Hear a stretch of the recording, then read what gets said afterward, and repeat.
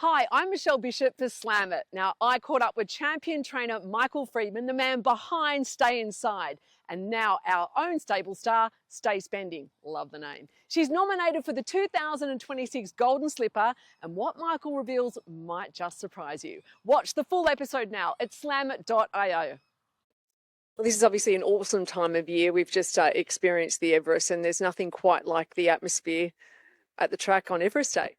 Yeah, sadly I missed it this year. I was in Melbourne, but it looked incredible, just the pictures and the footage from Saturday. I was here the year before, and it just seems to get bigger and bigger every year. So great concept. I think it's so great that there's so many young people getting along to that event because, hopefully they'll be sort of our owners of the future. I want to talk to you obviously about, let's take you back to a very special memory in your career, and that of course is Stay Inside.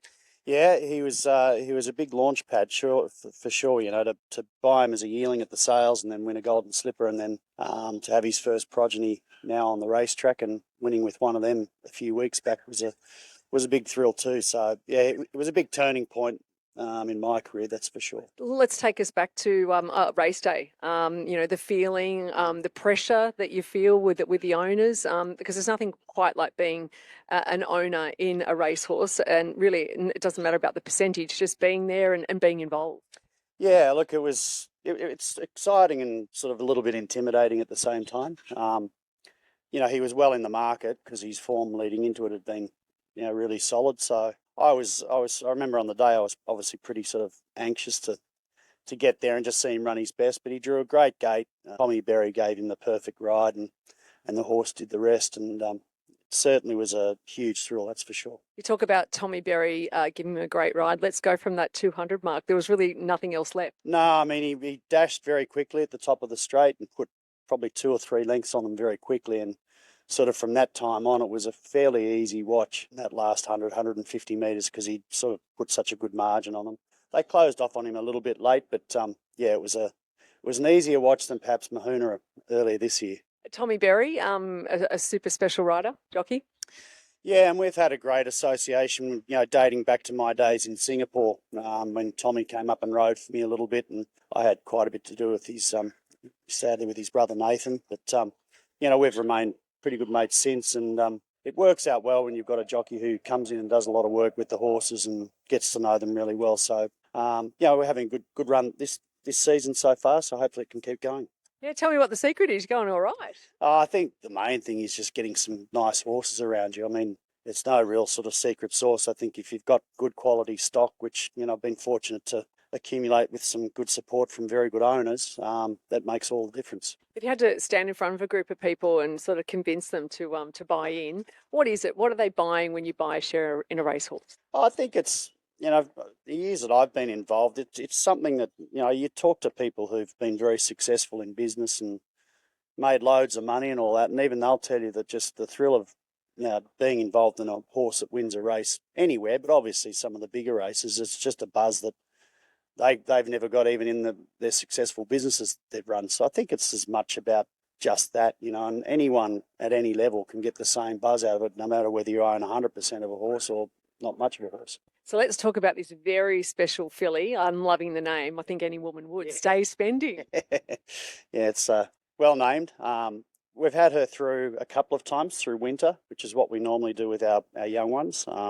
She's been through here a couple of times just to do basic education. And then next time around, we'll get a bit more serious with her.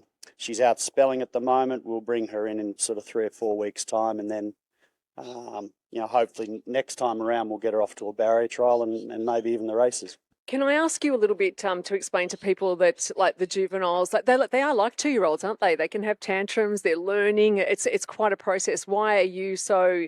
Why do you find it? Well, it's not easy. It's a challenge. But what's special about training the juvenile?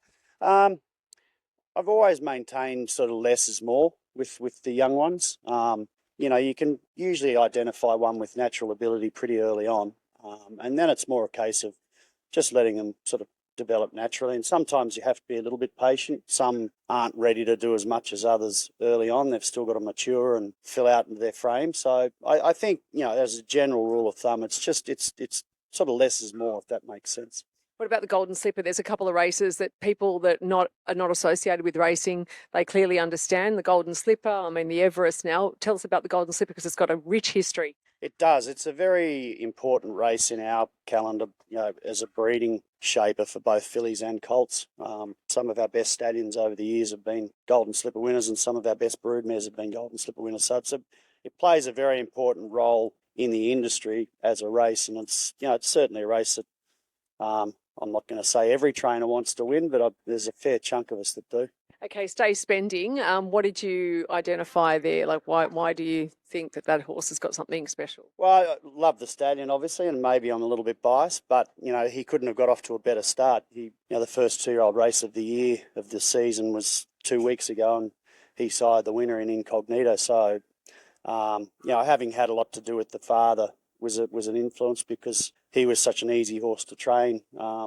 They've all got very good natures, and she as well. She's very straightforward, which is important because it makes the trainer's job a bit easier if they're not having to sort of deal with bad behaviour all the time. So and she looks quite forward. I think next time around, as I said, we'll hopefully get her off to a barrier trial. So like any sort of child or 2-year-old, following all the right marks, milestones? Yeah, no, absolutely. I think what we try and see during the wintertime when we're educating them is just that they've got a good temperament, and then a little bit more that you ask them to do, they sort of respond well to that.